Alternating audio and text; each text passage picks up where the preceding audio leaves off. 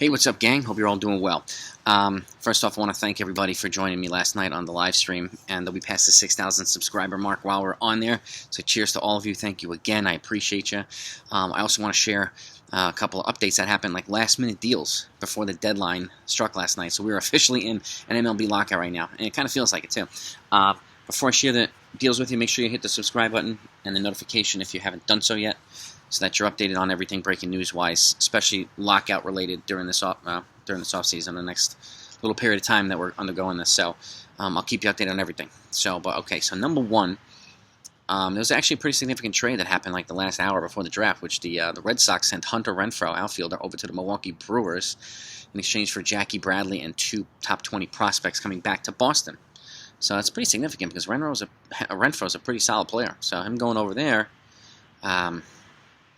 pretty good move for the Brewers. They're pretty aggressive, and Jack. I mean, it might have been a little bit of a payroll thing on both sides, but I think the Brewers won that trade. So, but it gets him out of the American League East, so at least the Yankees don't have to face him, which is nice. Next thing, I was actually wrong about something. I was under the impression that the coaches and managers could not be signed during this lockout. We all know players can't be, and there's absolutely no negotiations worth it at all, that can happen at all.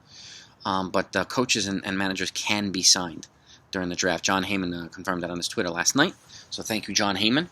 And so it actually gives the Yankees a little bit of time to actually do something, fill up their coaching staff, which they still need to do. They have a couple coaching holes. So and next, the former Yankee target, Freddie Galvis, who was one of the guys that were considered as the backdrop or stopgap shortstop, is signing with the big bad Fukuoka SoftBank Hawks in Japan. Going to Japan, baby, with Chris Gittins. And, not a bad move. Not a bad move. And that's the thing. You're not precluded from going to Japan because it's not Major League. So he can go there, play, make money, stay sharp. And if there's an opportunity later on back to the Major Leagues, then he can come back. So you might see some players go to Japan. You might. And lastly, former outfield prospect, dynamic outfielder Trey Ambergy from the Yankees actually signed a 1-year deal last night with the Cincinnati Reds. So we're down another guy for outfield depth, and so hopefully the Yankees will come out of the gate swinging pretty good, with free agent moves and trades after this lockout ends. I mean, we'll see what kind of parameters are available during or what's established, what these guys established during this lockout. So we'll see what happens, and then what the Yankees and other teams can do.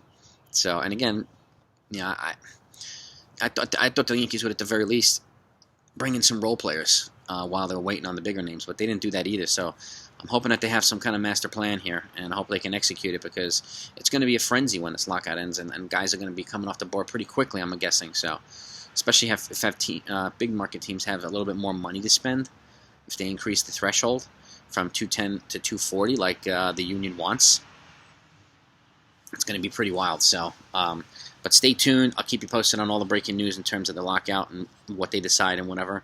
And have a great week, and hopefully I'll see you on Saturday night on the live stream. Over now.